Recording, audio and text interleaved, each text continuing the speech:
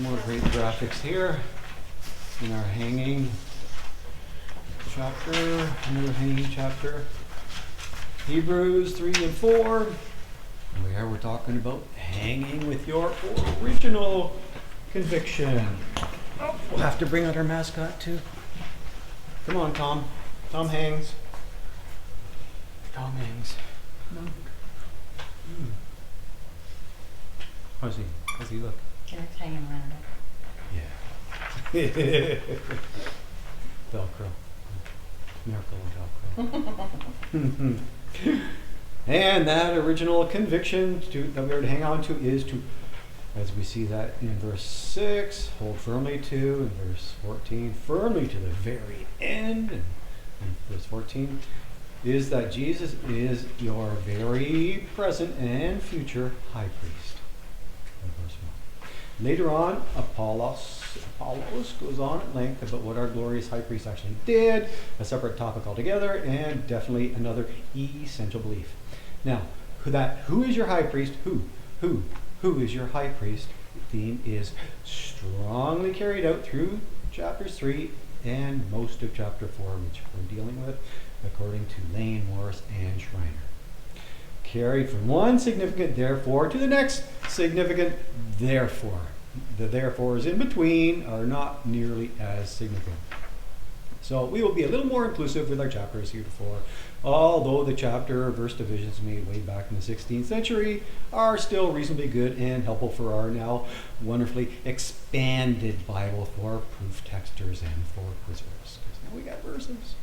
Chapter divisions that they never had when Apollos was talking about God, such as his saying that somewhere in Scripture God spoke about resting on the seventh day. Somewhere we can now identify as being the second verse of the second chapter of the Bible. Yet his hearers did not need to be patronized in that condescending way. They knew that scroll quite well, thank you. They didn't need to be proof texted to death. Now, it might interest you to know that there is a semi-subtle way in which our high priest is identified in chapter 4 in verse 8. A novelty for you folks that are fond of subtlety. He is identified as Joshua, following a couple comparisons to Moses.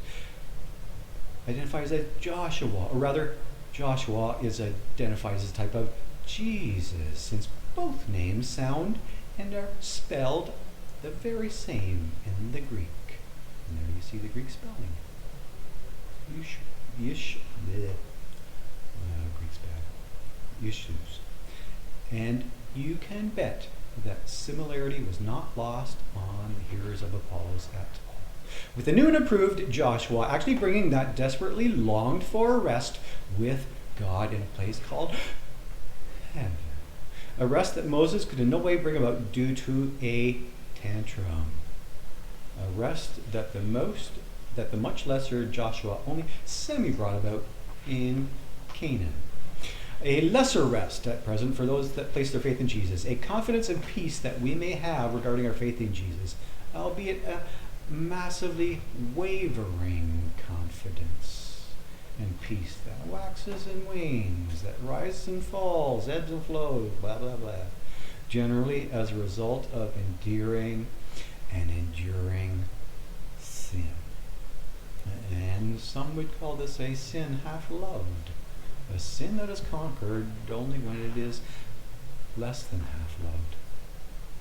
But as we all know, the greater rest is soon to come, an unwavering rest in heaven.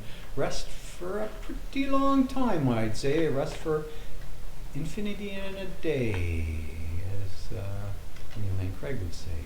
Or infinity and beyond, as somebody named Lightyear would say. He was a great commentator too. Now, what is important for us to gather here is that this rest is only for a select few from the community, not for the entire community that Apollos is writing to. It's for believing individuals only. Now, if you do not understand this certain selectivity of God, then you will not properly understand any of the dire warnings to follow. Remember, we got 5 dire warnings. And especially you will not understand the warning of highly controversial chapter 6, which spooks a lot of people.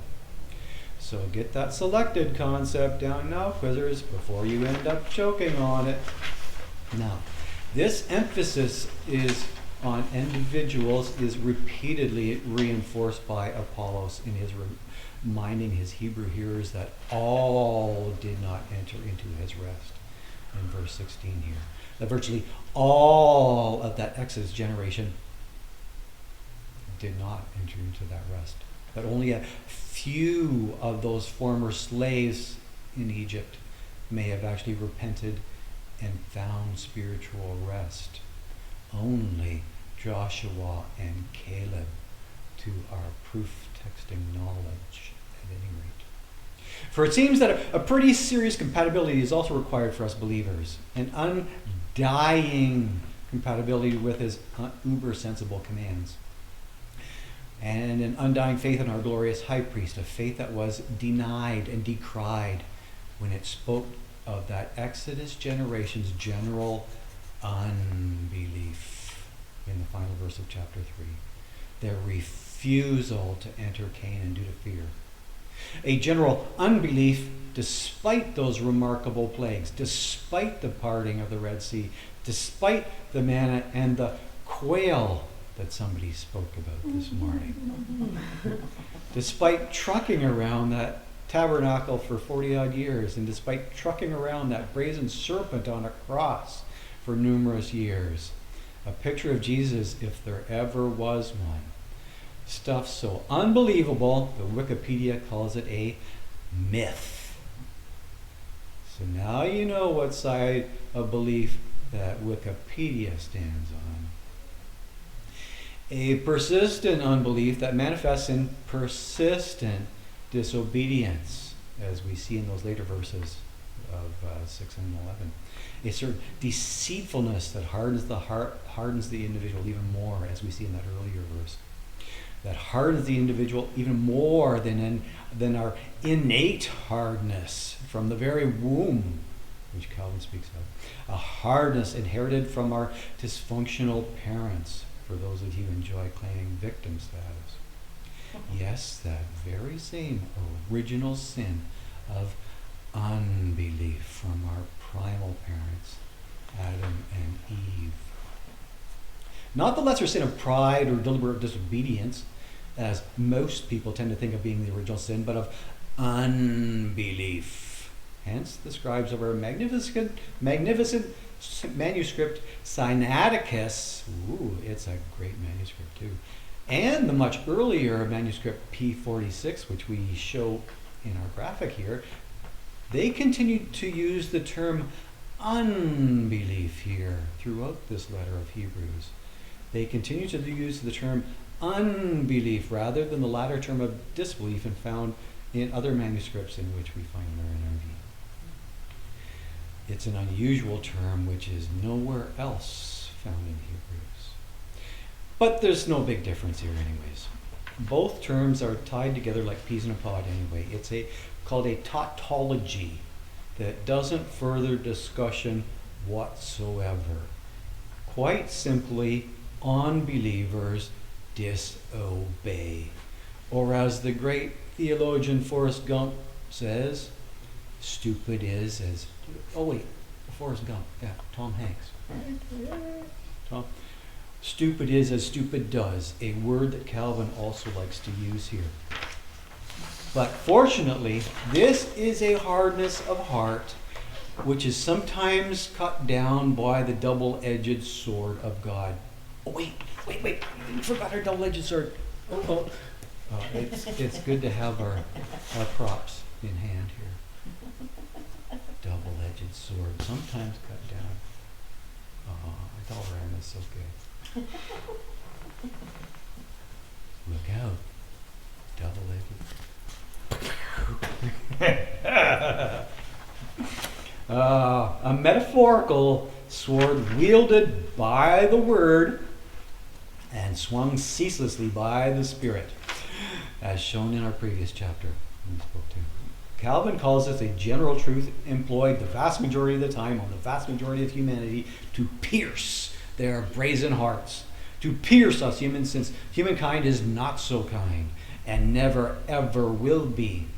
contrary to those humanitarian dreamers out there. A hardness which could even yet be pierced in our test case of former Pastor Joshua Harris, we spoke to earlier. Or could even yet be pierced in the more local case of former Pastor Bob Ripley from Metro United. But that is highly, highly unlikely, as we will see in chapter 6. Now, with respect to piercing both soul and spirit, Calvin insists that these terms mean heart and mind, respectively. Others are not nearly as dogmatic on those respective definitions. It seems others are way more literal by insisting on heart, mind, soul, and strength. Well, whatever, right? However, what sort of rest can we enjoy at the present moment, as per verse 3 of chapter 4? What sort of rest can we enjoy right now on earth, as per a proper understanding of the present tense of the verb eiserchomethei? Okay, well, sort of like that. Who knows the proper pronunciation? Well, certainly more rest than Catholics can enjoy in the present, according to Calvin, and likely way more rest than Catholics will enjoy in the future as well. Way more rest than papists who are tacitly opposed to such confidences and subsequent rejoicing, according to Calvin. Opposed to the confidence expressed in verse 6 of this section and in verse 16 of our next section. Opposed to a very present rejoicing that is referred to in the psalm that is repeatedly being referenced here, which is Psalm 95. And opposed to the great rejoicing that we will see enjoined in the first verses of Peter a little later on this year as well.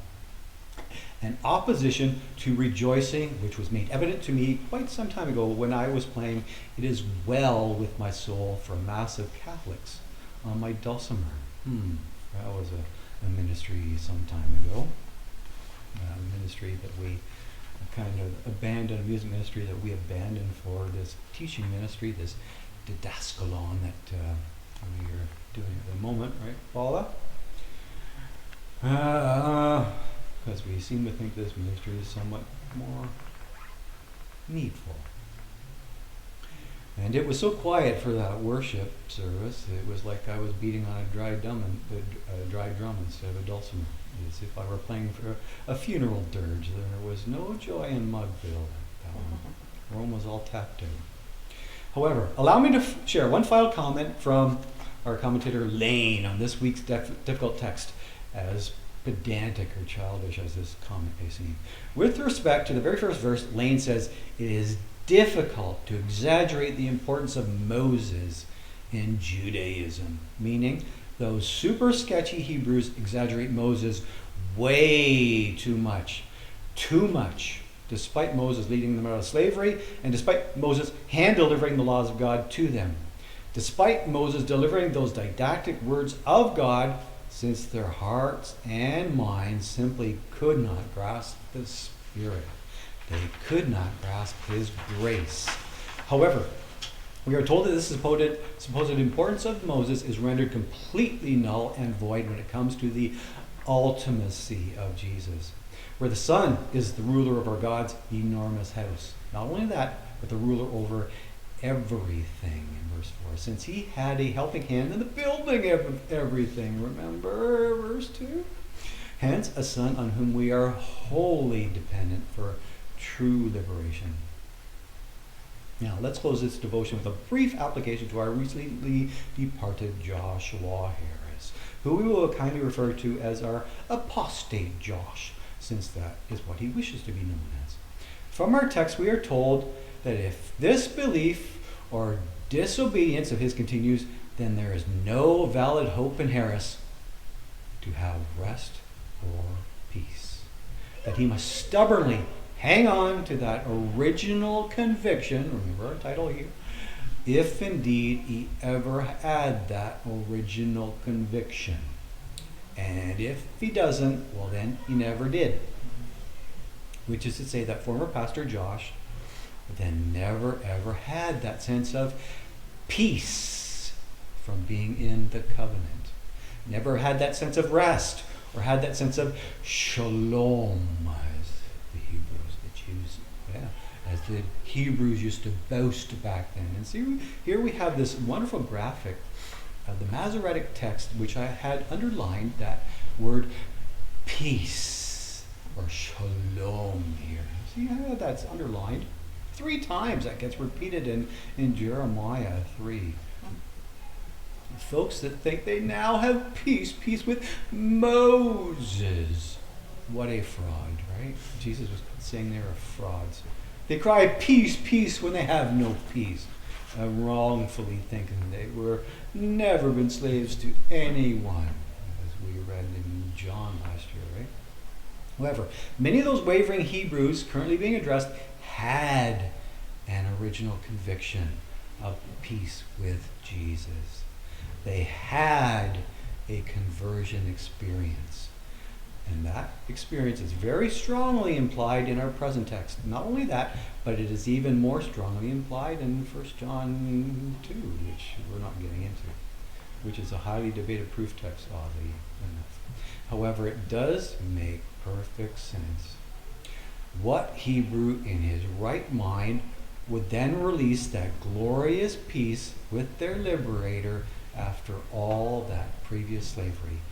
Would release that euphoria and joy after all that slavery to sin? Would you, quizzers, release that? Well, shalom to you too then, which also means goodbye. Not only that, but good riddance. Go back to Egypt then. Or even worse, go back to the law and Judaism. And see how much peace you find there. Not in this lifetime. Nope. Not in your life. Ah, dear Father, we thank you for the peace that you have given us, and for the slavery that you release us from. Amen.